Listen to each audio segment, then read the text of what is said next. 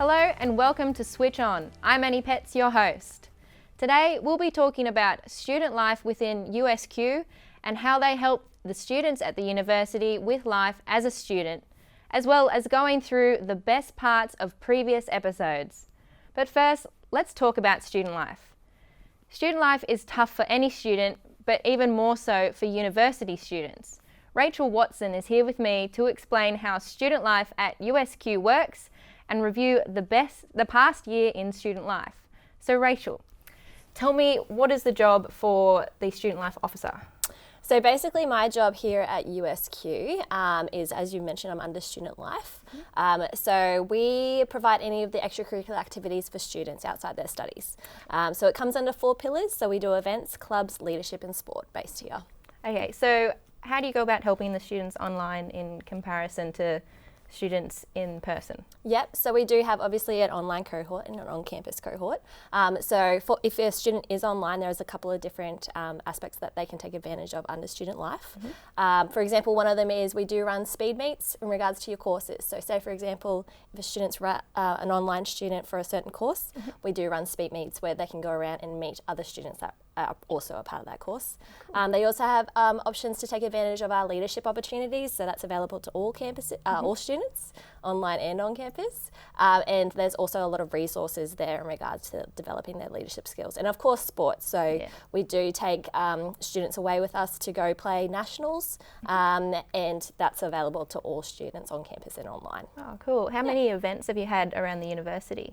So on average, I think we average around about 50 events a year. So that's across the 2 semesters. We don't tend to run too much in semester 3 just due to the fact that a lot of the students are not on campus, but they are online.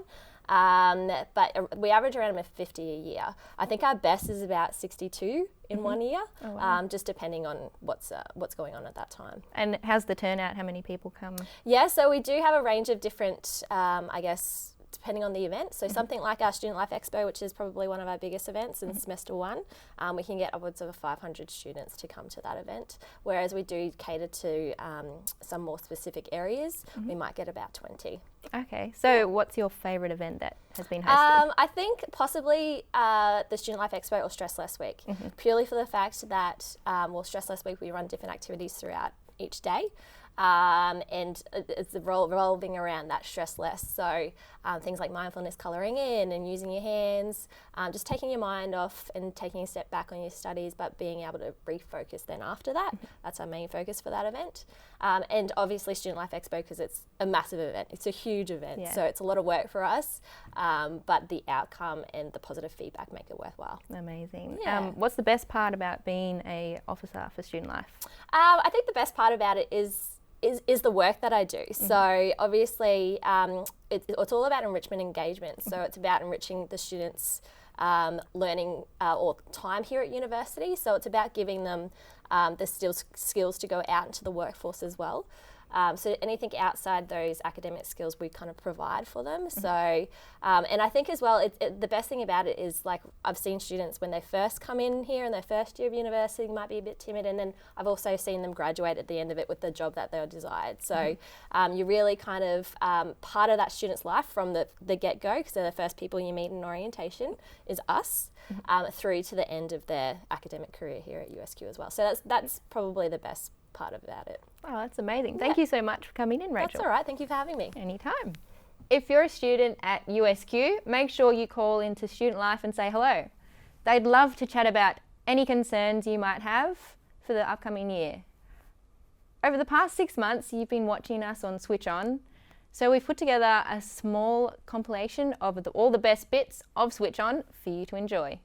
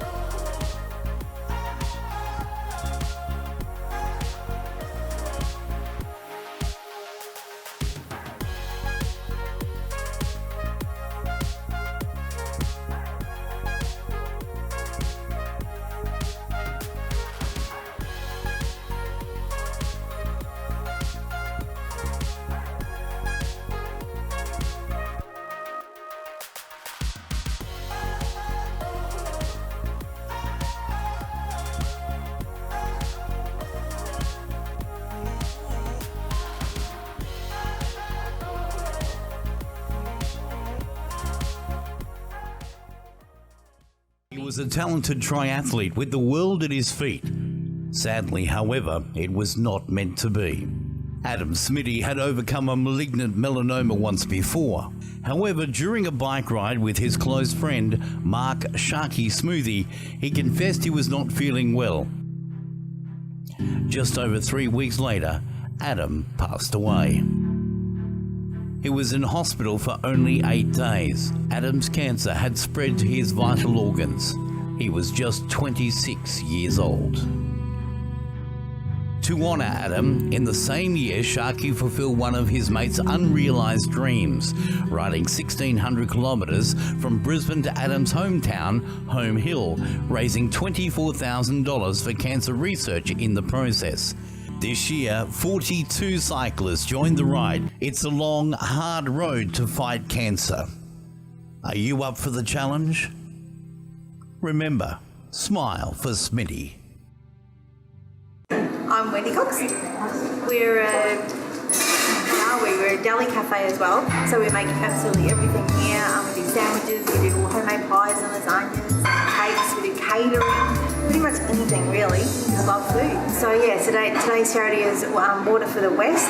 So at the moment, places like Stanthorpe and Warwick, they're on, as of the 1st of September, they're on 100 litres of water a day, which is not much at all. It's stuff all water. So we don't want to raise any money, but we want to give out water bottles and the big 10-litre drums of water as well. So there's just places all over Brisbane and the Gold Coast and the Sunshine Coast as well. So.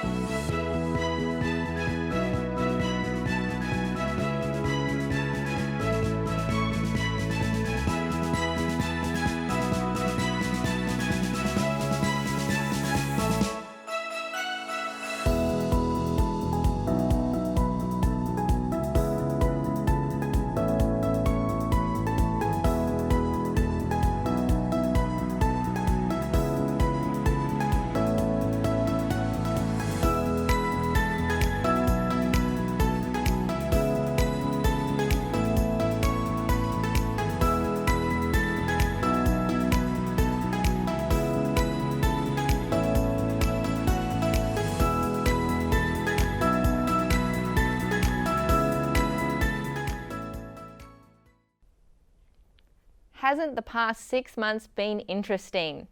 We've learned about so many new and interesting things about Ipswich. And speaking of new and interesting, here are Callan and Russell from Emerge to talk about the latest in local music.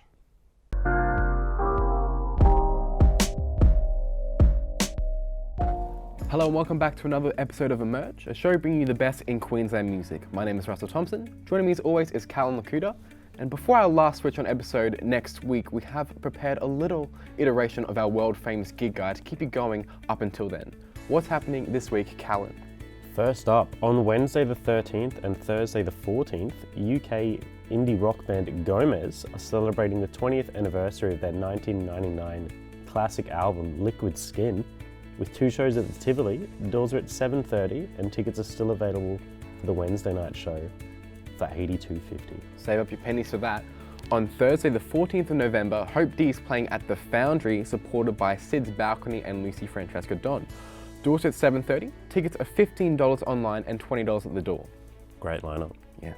On Friday the 15th of November is this year's iteration of R&B Fridays at the Brisbane R&A Showgrounds.